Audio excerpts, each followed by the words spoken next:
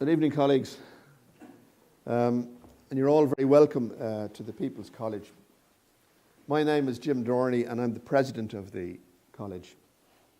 And this evening, we're initiating a series of talks entitled Trade Unions in Time of Change. And the changes of which we speak are not ones that are favourable to unions. High unemployment, wage cuts underpinned in some cases by protective legislation. It's anything but protective legislation. Conditions of service that were fought for by trade unions for many years are being rolled back, and the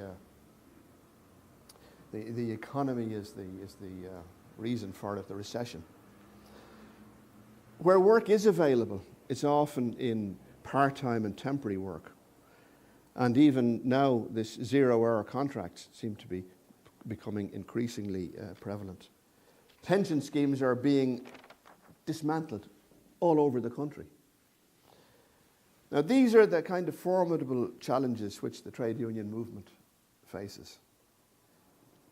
And we, in the People's College, believe that by making an authoritative set of facts and information available, that we can assist workers in addressing these trends by informing them and allowing them to make significant contributions within their unions. Thus, for example, in these series of lectures, if I might briefly outline to you what we intend to do, we will have Kevin Duffy, the chairman of the Labour Court, to address us about Minister Bruton's proposals to change the industrial relations machinery in the state. And that's quite controversial in some instances. For example, bodies that have been there for 40 years, like the EAT, are being abolished. There are good things in it as well, but we can hear from Kevin Duffy what the official line is, and there will be, of course, an opportunity of discussing it with him. Senator Ivana Bacik will address us on the failure to secure union recognition. And this, 100 years on from the Great Lockout. Does it make you wonder?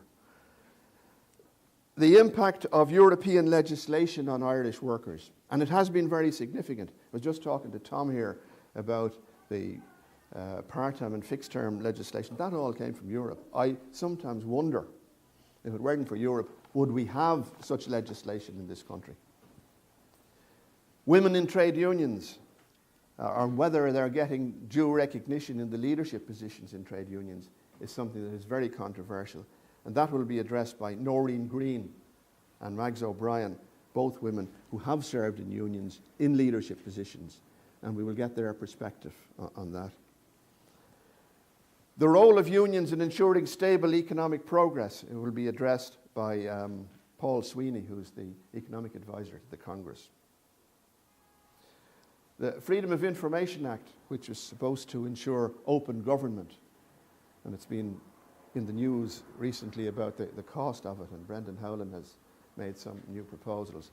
But we're having Etna Fitzgerald, I beg your pardon, to address us on that subject.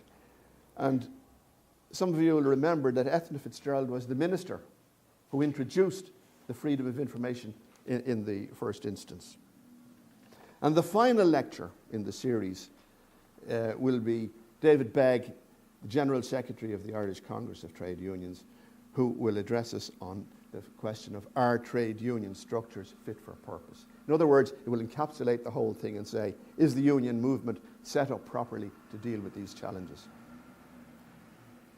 I know you will agree with me when I say that these are very important, very significant issues.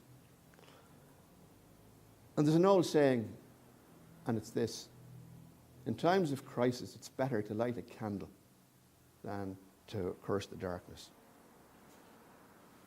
These series of talks are the People's College's way of lighting the candle and casting some light on these difficult situations.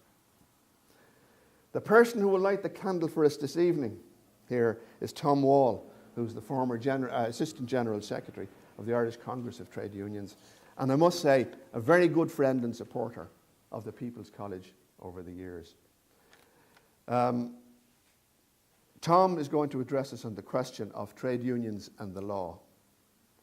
There will be an opportunity at the end of the lecture of asking some questions of Tom, so we suggest to you that you allow the lecture to go on unhindered, and at the end, if there are any questions or points you wish to make, please do so.